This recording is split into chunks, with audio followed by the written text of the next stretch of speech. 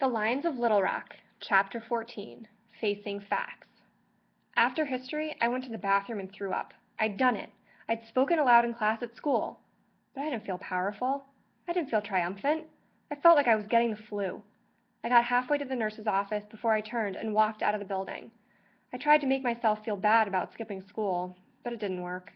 I just kept hearing Sally saying she threw away her hairbrush, imagining Mother complaining about states' rights, remembering racing turtles with Liz in the sunlight. I walked home slowly. I needed to talk to Judy. She would know what to do. She would know what to say. But as soon as I went into the kitchen, I remembered Judy was at Margaret's for a tutoring session. Betty Jean glanced over at me. "You're home early." I didn't answer. "You got something in your hair," she said. I put my hand to my head. It was the black feather. Betty Jean poured me a glass of sweet tea. "Drink it," she said, "and then you can tell me what's wrong." I had no intention of telling her, but I was thirsty, and after I drank the tea, I felt a little better.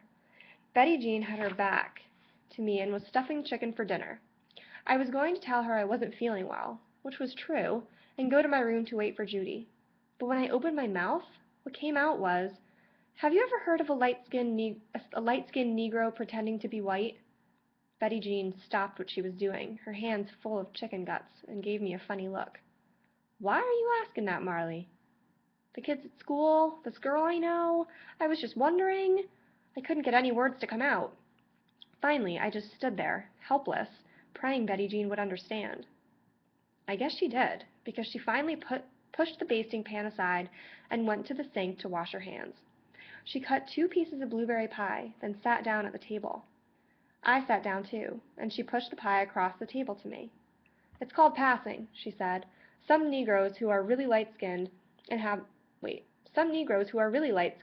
straight hair try it." "Why?" I asked. "Better schooling, more opportunities." She shrugged. "Maybe they're just tired of being seen as second best." I didn't say anything. It suddenly seemed like there was more gray around her temples than had been there just a moment before. "It's a hard life," Betty Jean went on. "You have to give up seeing family and friends, stop going to places you used to go, and you have to lie, every day, to everyone you meet, like Liz had done to me. Lying like that, well, it's exhausting. I hope you never have a secret like that, Marley. A secret so big, your whole life depends on it." I swallowed.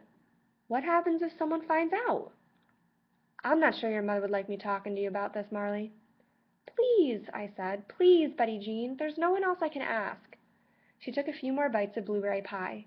When she spoke, she kept her eyes on her plate, mashing a bit of crust with her fork. "If you're really lucky, you lose your job, or you're kicked out of school. If you're less lucky, you get beat up, but after a few weeks, your injuries heal and you're left alone. If you're not lucky, a lynch mob comes and firebombs your house, killing you and everyone you love." And that's when I knew it was true. I didn't know her phone number or where she lived. I'd never even asked if she had a sister. No wonder she had picked me as a friend. No one else was stupid enough to ask any questions. Not to ask any questions. "Marley," said Betty Jean quietly, "are you all right?" I nodded as I stood up and went to my room. I lay on my bed, numb. Even my mind was empty. After talking in school in front of everyone, I guess all my words were used up. It was late afternoon by the time Judy poked her head into my room. I must have fallen asleep, because I jerked awake when I heard her ask, "How'd it go?" It took me a minute to realize she was asking me about the presentation. If I told her the truth, she'd make a big deal about it and tell Mother and Daddy. I'd have to act happy and proud or explain what had actually happened. On the other hand, if I hadn't done the presentation, that I'd chickened out, she'd console me and tell me it was okay. And I could not handle that now either, because everything was definitely not okay. But I had to say something. "Liz is colored." "What?" asked Judy, a puzzled look on her face. That's when I started to cry. By the time I'd calmed down enough to tell Judy the whole story, it was getting late.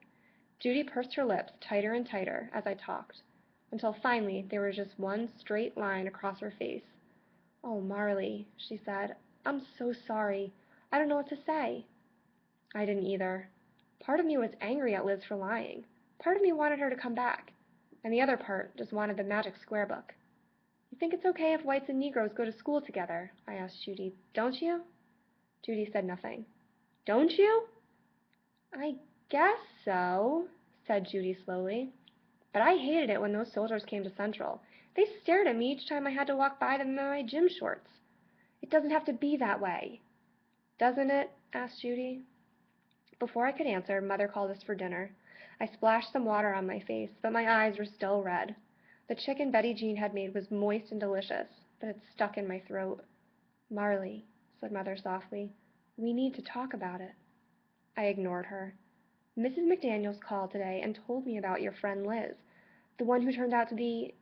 She looked around and lowered her voice. A Negro. Did she think there were radical segregationists lurking under our sideboard? We just wanted to say we're sorry, Daddy jumped in, because I know you don't find it easy to make friends, and she seems like a nice girl, and...